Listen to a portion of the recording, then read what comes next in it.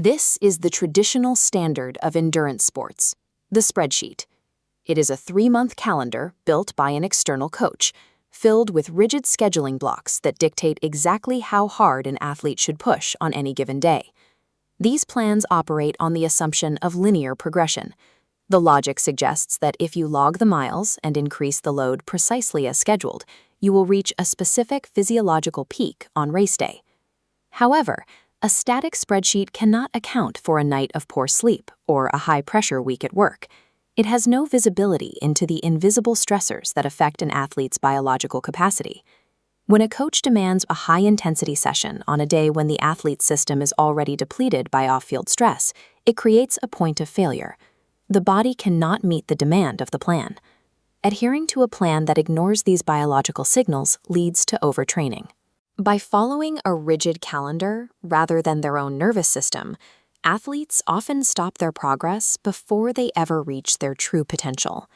This friction is explained by the central governor theory. It suggests that the brain, rather than the muscles, acts as the ultimate limiting factor in human endurance. The brain functions like a protective circuit breaker.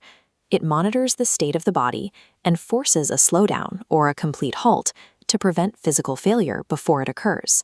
Because the brain calculates total systemic stress, accumulated mental load directly reduces physical endurance. A tired mind triggers the central governor earlier, effectively shrinking the body's capacity for work. Curious, this raises a question. What if technology allowed an athlete to monitor and negotiate with this internal governor every day? Maximizing endurance requires a shift from following static external demands to mastering the dynamic data of the nervous system. Joe Doduro developed a suite of 3 interconnected apps to create a continuous 24-hour data pipeline of an athlete's nervous system. The process begins with a Rook integration that automatically pulls overnight sleep and biodata from wearables, completely removing the need for manual logs. The morning readiness protocol combines sleep metrics and a postural challenge to calculate the athlete's current state, funneling the result into 2 distinct paths, red or green. This calculation identifies if the athlete is prepared for a high-intensity push or requires a recovery session. This objective morning baseline takes precedence over the traditional spreadsheet, ensuring the training load matches the athlete's actual biological readiness. Once the physical workout actually begins, the system shifts from simply assessing morning readiness to actively tracking real-time physiological thresholds. The training app monitors HRV entropy, specifically DFA alpha 1. This allows it to pinpoint the athlete's VT1 and VT2 thresholds as they fluctuate during the session. Athletes use this live feedback to match their physical pace to their current metabolic capacity, rather than relying on a fixed plan that might be out of sync with their biology. The pipeline also includes a reaction time app, used to actively train the central governor. By performing a reaction time test before, during, or after a physical workout, the athlete introduces a targeted cognitive load. This is known as brain endurance training.